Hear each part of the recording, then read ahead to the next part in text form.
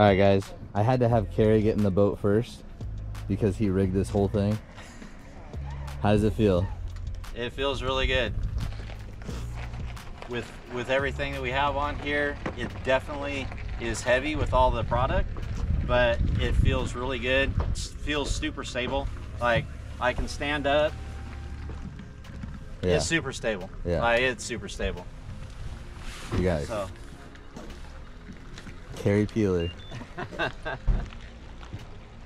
Bro. Alrighty, guys. Well, we got the PWR all rigged up. Got the NK300 on the back. 393 UHD2 SVs. And we are currently, I'm not full throttle yet, but we're at 5.8 right now. XI3 on the front. Dual Garmin live scopes. Dry deck. Cruising. Alrighty, guys, well, we are out here on the water today. I'm leaving the front deck open. I got the cancel plate in there. It's the Bonafide cancel plate. Just to leave this deck a little bit more open today. Got both scopes going. What's going on, everyone? Welcome back to the Bass Fishing channel. We are always trying to keep our thumbs ripped up. Today, we're going to walk you guys through my 2024 PWR 129 by Bonafide. I had the pleasure to be in a part of the concept team with Bonafide to design this kayak. It was so much fun. It was a great experience, and we really put a lot of thought and effort into this thing. So you guys, I'm gonna go ahead and start at the bow and work myself back. I've had the opportunity compared to other videos where I actually got to get out on the water in this thing before we did this walkthrough, so I have quite a bit of experience in it already, and I'm gonna give you guys the honest truths about some certain things. It's gonna be a good one. So let's go ahead and start up at the bow. Nothing new up here. Got the Motor Guide XI3. I went with the freshwater version this time around. They do offer a saltwater version as well. To be honest, I know this is a little bit lame. The whole kayak is black pretty much, so I went with the black accessories on this one. That's why I went with the freshwater. I don't do a ton of saltwater either, but I do like having that option. If you guys do cross over into the salt, I would probably pick up the saltwater version so you don't have any worries about getting any corrosion or anything in the salt. So make sure you guys check out their saltwater version as well. So right in here, I would call this a Kayak Fish Supplies OEX Special. Carey and Brent, I brought my kayak down here about 4 years ago. We looked at this contraption of how to stow and deploy the motor.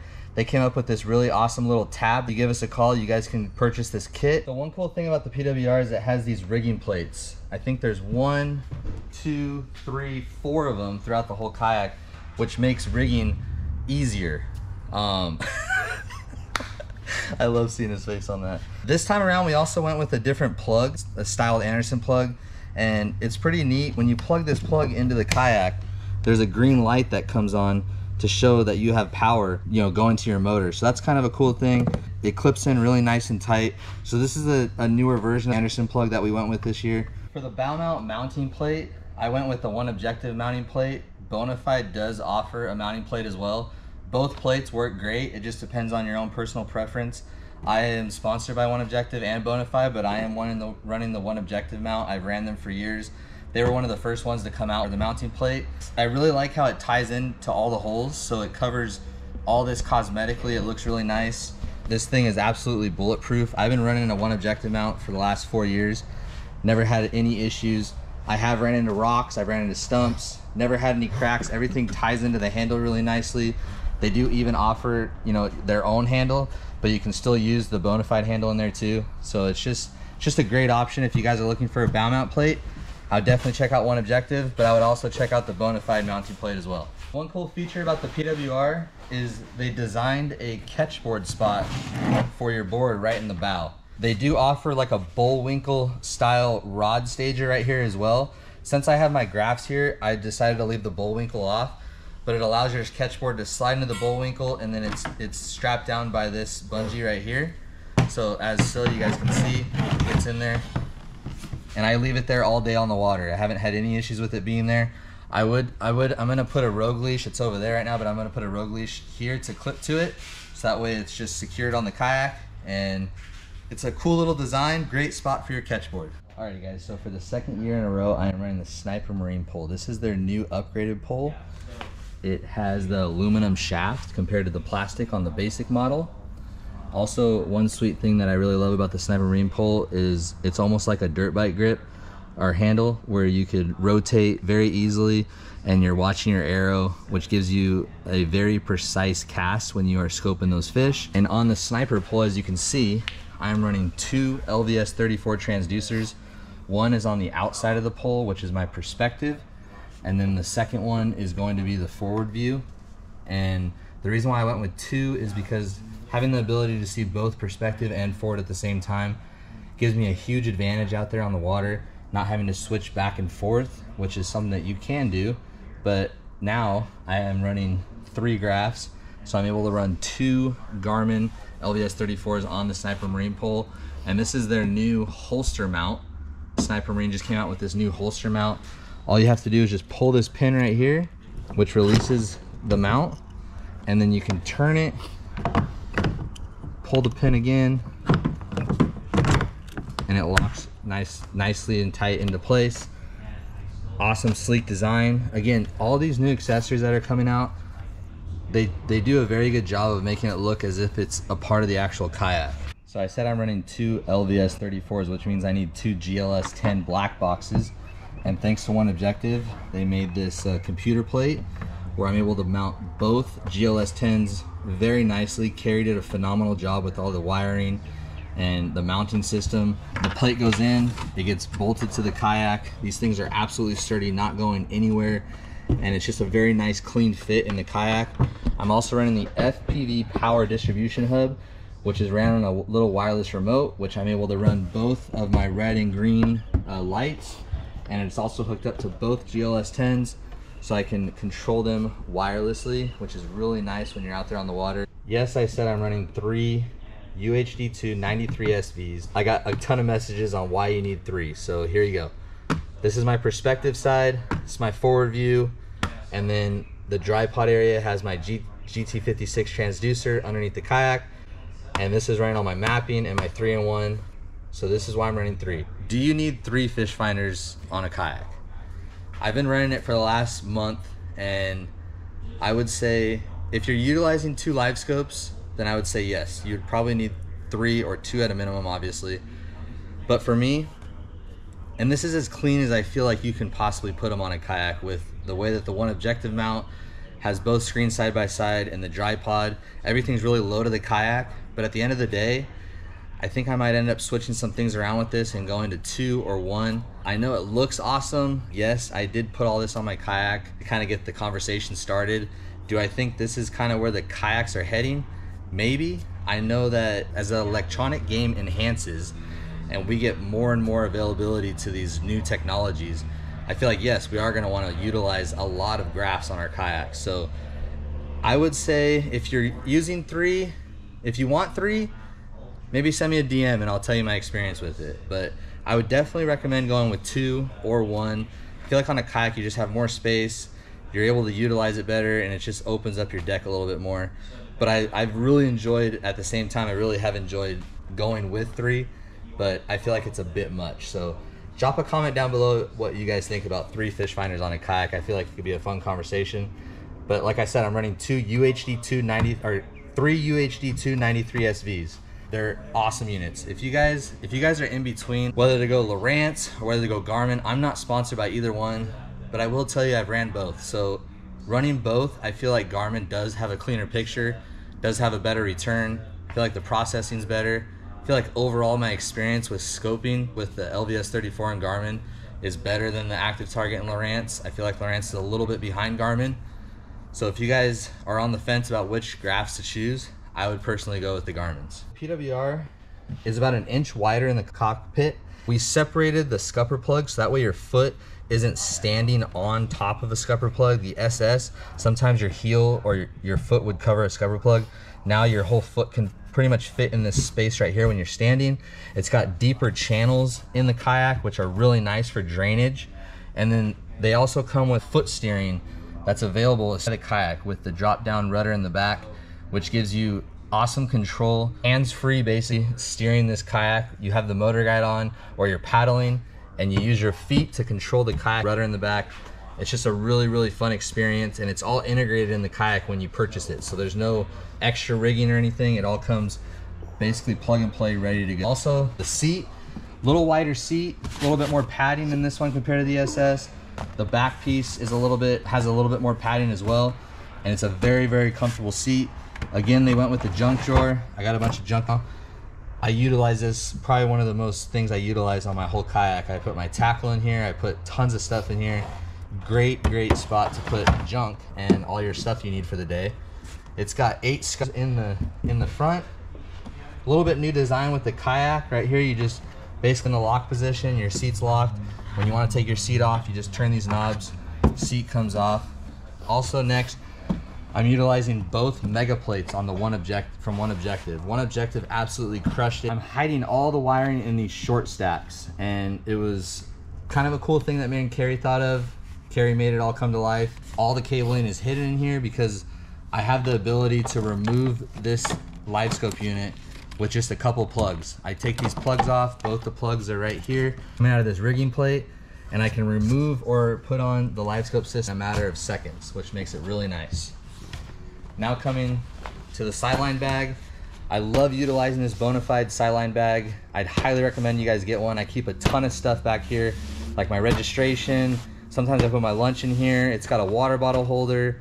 It's a really nice bag for the back of your seat.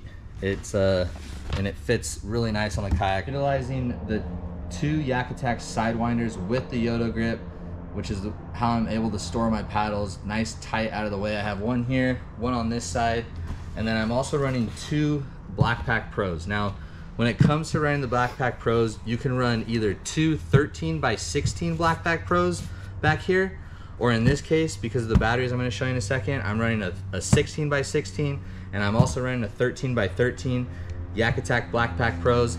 I have 1, 2, 3, 4, 5, 6, 12 rod holders on this thing. I could have added more back here, but I'm going to leave this back piece open. This is where all the wiring comes out. This one's basically wide open with how we have it set up. I could put a ton of tackle in there right there. I also utilize it to hold my Yak Attack leverage landing net, which is a great net for a kayak because it has the ability to fold up and you can take it out, and then you can kind of do like a ninja move to get your fish, and then it goes right back into place and stores in a rod tube holder. And here's some goodies right here. This is a 16x16 Blackpack Pro. Again, I got 8 tubes on it, and we went pretty wild. Shout out to Dakota Lithium, which is powering this whole entire kayak. This is a 3660 Dakota Lithium. We kind of went a different route. I know a few guys that are doing this who gave us the idea. AJ, Daigo, and Ramel all helped us, and Chris Cabral come up with this idea to run a transformer, which allows me to take this 3660, run it through the transformer, and I'm able to run my NK300 with a 36 volt, and I'm also able to run my XI3 with a 12 volt. And if you do the math on the watt hours and how big this battery is, it basically turns into about a 12 volt 185 at the same time. So a ton of power just in this battery. If you are deciding to go with 2 motors on your kayak, I would highly recommend looking into this transformer. I've ran it for an entire day, tournament day, 9 hours out on the water, and it ran my NK and my XI3 for the whole day. Now going to the 12 volt 135 amp hour Dakota, this battery right here, you guys, is an incredible battery. Whether you're running crazy electronics like myself or you're running an XI3, this little guy right here, it's smaller than the average 12 volt 100 amps. It's lighter, and it just fits so well in the kayak with how small this thing is. It's 135 amp hours, so it can run your XI3 for the entire day, but I'm running all my electronics off this thing. So I'm running 2 graphs, both UHD2s, and the GLS10 black box and the LVS30. Everything is running through this battery right here. Plenty of power to run all day. I ran live scope for multiple days and I haven't had any issues. So this is an incredible battery, and it's also at an incredible price as well. So make sure you guys check out Dakota Lithium. They have a ton of different amp hours to fit your needs. So we're running the XL Gridlock through hull wiring kit by Yak Attack. I wouldn't be able to do anything on this kayak if it wasn't for Yak Attack, by the way. They've supported me for the last couple years, and they literally have almost everything and anything you need to rig your kayak out, so huge shout out to Yak Attack. We're also using Anderson plugs like we have in the past. Nothing new there, with these nice waterproof booties. And the way that Carrie rigged this whole thing, it's nice and simple.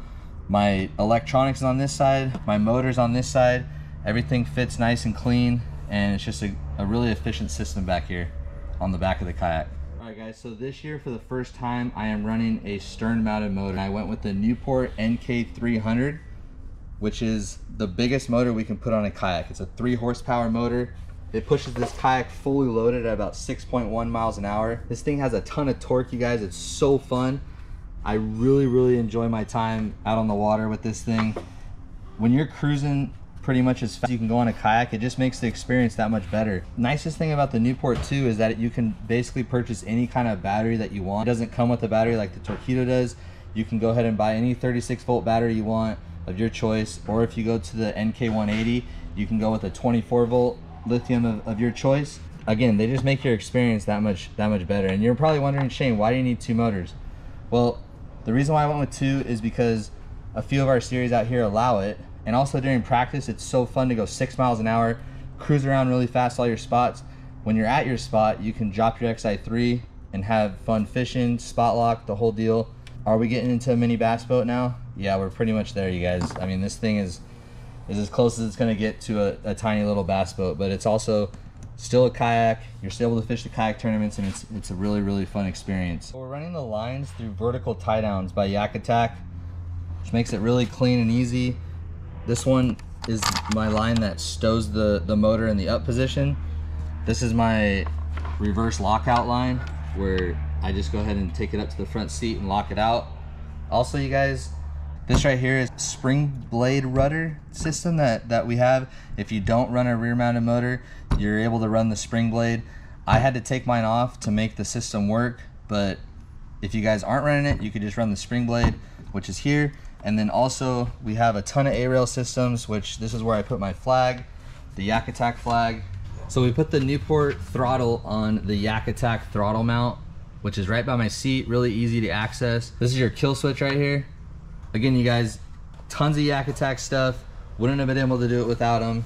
I put an AR rod tube here for when I catch a fish. I put my rod tube here to get it out of the way. Alrighty guys, well, that concludes our walkthrough video of the new 2024 PWR 129 by Bonafide. I can't give enough thanks to the guys here at OEX and Kayak Fish Supplies in San Diego. Brent Torgerson, Carrie Peeler, do an absolute incredible job rigging these things out. We have been brainstorming, all 3 of us have been brainstorming for years now on how we can trick these things out. Carrie is an absolute just mastermind when it comes to all these things. He's a perfectionist, so awesome, and is what I want as an angler. Every little detail, everything has its place, which makes it for a very efficient time out on the water. If you guys are looking for a new kayak and you guys are wanting to rig your kayak out or rig your dream kayak out, I would literally look no further than OEX and Kayak Fish Supplies down here in San Diego.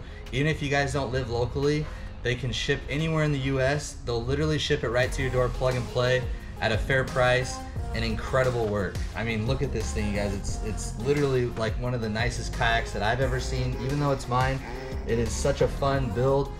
They did a knockout job. I want to give a huge shout out to all the sponsors and everyone that supported this build. Every company that you see on the kayak basically helped make this thing come to life. So I can't thank everyone enough for the support, especially you guys at home watching. If you guys have any questions, please feel free to reach out. Please shoot me a message or a comment and I'll go ahead and get back to you guys. Once again, guys, as always, keep your thumbs ripped and I'll see you guys on the next one.